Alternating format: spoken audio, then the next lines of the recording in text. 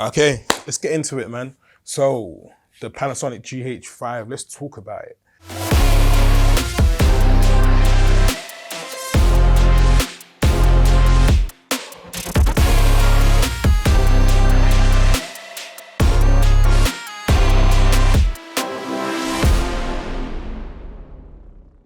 Up until a couple years ago, most cameras never shot 5K internal in body direct to an SD card.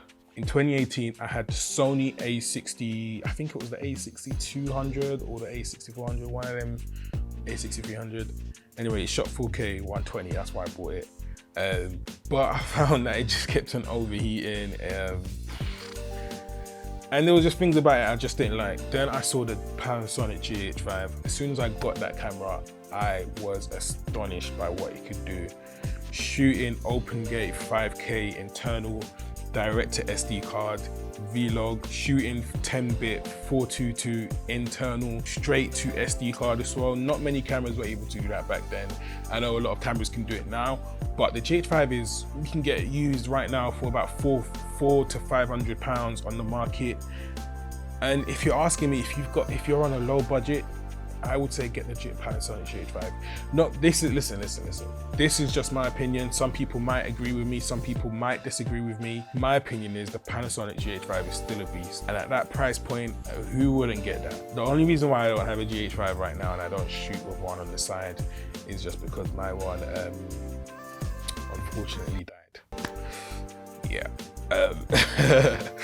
But if someone was to give me a GH5 today, I would most likely use it as a B camera or on certain shoots for certain stuff. Because again, like I said, it's still a beast. So the Panasonic GH5 is a mirrorless camera, micro four thirds, and it's known for its robust video capabilities. It shoots 4K 60p, 10-bit, all internal, and it's splash proof, dust proof, weather proof, and it can be used in many weather conditions. I'm not saying dunk it in water, I'm not saying it's waterproof and you should take it into the swimming pool or the sea and film with it. I'm just saying it's got certain capabilities that make it weatherproof. It's a sick camera, I can't lie. Listen, the GH5 is a sick camera. If anyone wants to argue with me, argue with yourself, because at the end of the day, there's some people that like to be, I'm a Sony shooter, I only shoot Sony. I'm a Canon shooter, I only like Canon. If I'm being honest, I'm someone who doesn't necessarily stereotype cameras. I'm not racist towards cameras. If you've got what I need, you've got what I need. So if I'm gonna shoot with a Blackmagic, I'm gonna shoot with a Blackmagic. I shoot with mostly Blackmagic, but I shoot with Sony's too. I shoot with Red 2, I shoot with RE2, I shoot with Fuji, name it all. Like, as long as it can do what I want it to do and get me the look I want it to get, I can do it.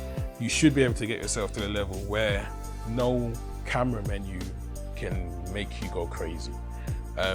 You should be able to know everything about camera settings that allow you to be able to use any camera on the go. So my experience also with the GH5 battery life, from what I remember, I was getting between an hour to an hour and a half on each battery. I think I owned about maybe 10 batteries for my GH5, 10 to 12 batteries, which helped me out so much. I even bought the battery handle that goes on the bottom. I had about, I believe, 3 batteries with that one, so that gave me about 3 to 4 hours every time I shot. And another great thing about it was there was no overheating, it continuous records. I believe one other tip would be, if you don't want to buy vlog separately, which I think it was around 110 back then, it could be, I don't know how much it is now, I'll put it on the screen. Get the GH5S, because I believe that comes with vlog inbuilt, or you can get the GH5 2. But again, this all depends on your budget. You're looking at around £400 to £500. If you're looking for autofocus, the GH5 has it, and it has a good autofocus on the camera. So it's not like obviously Blackmagic just got into the autofocus game, literally like a couple months ago they announced it. Good on ya, because it's needed, like it's very much needed. And it's nice just to have autofocus, but the GH5 has good autofocus, just saying. I'm just saying, by the way, it has good autofocus. I know everyone says Sony has the best, and Sony has some fantastic autofocus. But again, for the budget, GH5, 5K, 4K, HD, 60p, 120, 60 frames per second, 120 frames per second, autofocus, dual image stabilization, and this is all internal. You don't need a Atomos Ninja to record externally. This is all internal. Vlog, so you can color grade it in. So over the video, you're gonna see some footage that I shot with my GH5, and this is all years ago. And my skill set in color grading wasn't as advanced as it is right now. So yeah, as you're looking at these videos, just know this was years ago when I had the GH5. Between 2018 to 2021, I believe, was when I shot on it. I was a GH5 shooter. So all of these videos, again, my skill set is different now, but I just want to show you the quality of what you can get. One of the nicest things that I found with the GH5 was the wireless capabilities of being able to send your photos straight to your phone, or even be able to use your phone as a live monitor. So bear that in mind. I know not many cameras do that, but the GH5 does. And for that price point, again, £400-500, you're getting bang for your buck. So a couple pros for this camera. Video quality you're gonna get out of it, again, for the price point, it's going to be mwah, as in like mwah. Again, mwah. Like honestly, like it's undescribable. For that price point, the video capabilities are going to be very, very much useful to you until you're able to maybe like get a big enough budget to get an FX30 or FX3 or Blackmagic Cinema Pocket 6K, for instance, or a red Komodo or something like that. The only cons that I'll say that the camera probably has is micro four thirds, so it's got a smaller sensor. So then you might struggle in certain low light scenes compared to some Sony cameras or Red cameras or Canons. But I will say I never struggled with low light situations too tough. I'll say the GH5 done the job for me 95% of the time in the best way it could. And I was never really much like, oh, this low light is crazy, I can't do anything with the camera. It never really failed me, if I'm being honest. But again, everyone is different. It depends on how you use the camera. You need to know how to set it well, and you need to know how to get the best out of the camera. So you'll see in the camera settings on the GH5, the 5 or 6K setting is really meant to be an anamorphic setting. But you don't need an anamorphic lens to use the anamorphic settings. You can stick any lens on it and you'll be able to shoot in open gate. So using the full sensor, as the sensor is square, you'll be shooting on the full sensor size. Yeah, GH5. Why would I want to shoot 4x3 and not 16x9? Okay, so think about it this way.